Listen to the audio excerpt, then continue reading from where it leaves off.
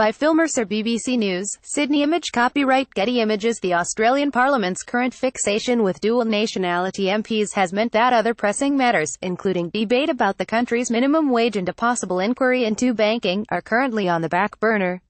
"I'm putting those bagpipes in the bin, they're gone, along with the bloody kilt."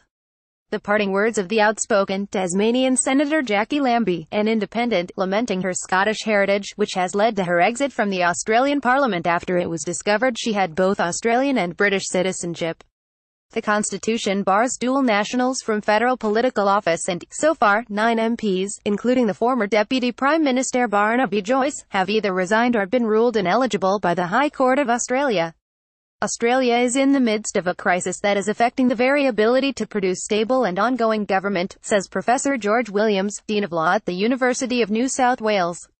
It is making it very hard to get things done. Most importantly, it means public attention is gripped with the issues of dual citizenship and now same marriage. It means other economic reforms and policies simply aren't getting a look in. Image copyright Getty Images. Image caption Jackie Lambie's dual nationality meant she had to resign from the Australian Senate. The joint citizenship saga, described in the Australian newspaper as a crazy conga line slicing through our politics and institutions, has cost the centre-right government its majority in the lower house of Parliament, though Australia's Prime Minister, Malcolm Turnbull, has said there is no question of an early election, because he has the support of 2 independent MPs. Other parliamentarians are now anxiously poring over the small print of their family histories to establish if they are, in fact, legally allowed to sit in Parliament. It's likely some will get a nasty surprise like Jackie Lambie, who was told, by the UK authorities, after the row blew up, that she was entitled to British citizenship by descent because her father was born in Scotland. Ignorance of her entitlements couldn't save her after Australia's highest court in October rejected pleas from other MPs, including Mr. Joyce, that at the time of last year's election they didn't know they were dual nationals. 6 of the 9 politicians had joint Australian-British citizenship.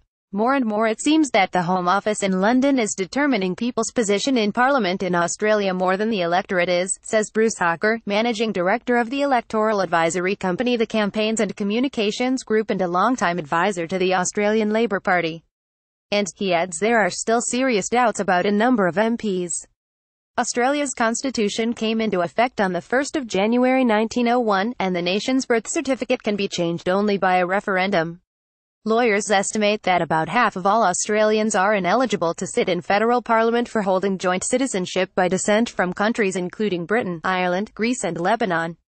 Image copyright Getty Images. Image caption Lawyers say that up to half of Australians may be ineligible to sit in the country's parliament. Mr. Hawker believes that in a multicultural country where half the population of 24 million was either born overseas or has a migrant parent, the 116-year-old dual citizenship provisions are anachronistic.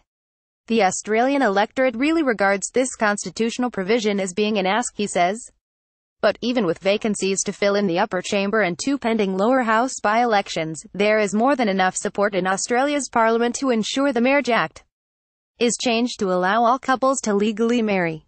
The legislation has already been tabled and, although there will be feisty debates over its final and finer details, we can expect same marriage to become law sometime in December. Indeed, the government says Parliament will sit until the legislation passes. One way the Christmas pledge could be delayed is if suddenly more MPs are drawn into the dual citizen debacle and it becomes such an issue that it hijacks the parliamentary agenda and ramps up calls for a general election. Media playback is unsupported on your device. Media caption Australia gave out the moment the country said yes. Another way is if Conservative MPs attempt to stall the legislation in some way, such as by adding divisive amendments. Even so, the same marriage legislation could only be stalled, not stopped, and most experts believe it is very likely to pass by Christmas. There is a bipartisan deadline of the 5th of December for MPs to report any concerns over their citizenship. For Mr. Turnbull, however, the result of the same marriage postal survey was a relief, rather than a triumph. The man who became Prime Minister 2 years ago with a reputation as a progressive went through with the survey rather than a direct parliamentary debate to placate Conservatives in his government.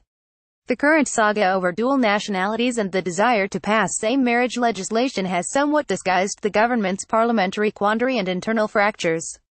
Image caption: Prime Minister Malcolm Turnbull now no longer holds a majority in Parliament. In particular, the opposition Labour Party could embarrass the government if it is somehow able to get enough support for a major inquiry into the nation's banks, a burning issue in Australia, or reversing cuts to the minimum amount staff are paid for working, for example, at weekends and holidays. The banking inquiry would examine industry practices following recent scandals. One high-profile case involves alleged breaches of anti-money laundering laws by Australia's largest lender, Commonwealth Bank. The loss of Mr. Turnbull's majority will be a greater factor in these debates than on same-marriage legislation, if Labour is able to win over enough crossbench MPs or get government MPs to cross the floor.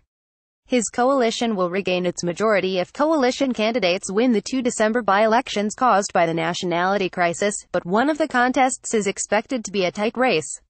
The Citizen Saga has commandeered his agenda for the end of the year, and his own future rests on an electoral knife edge.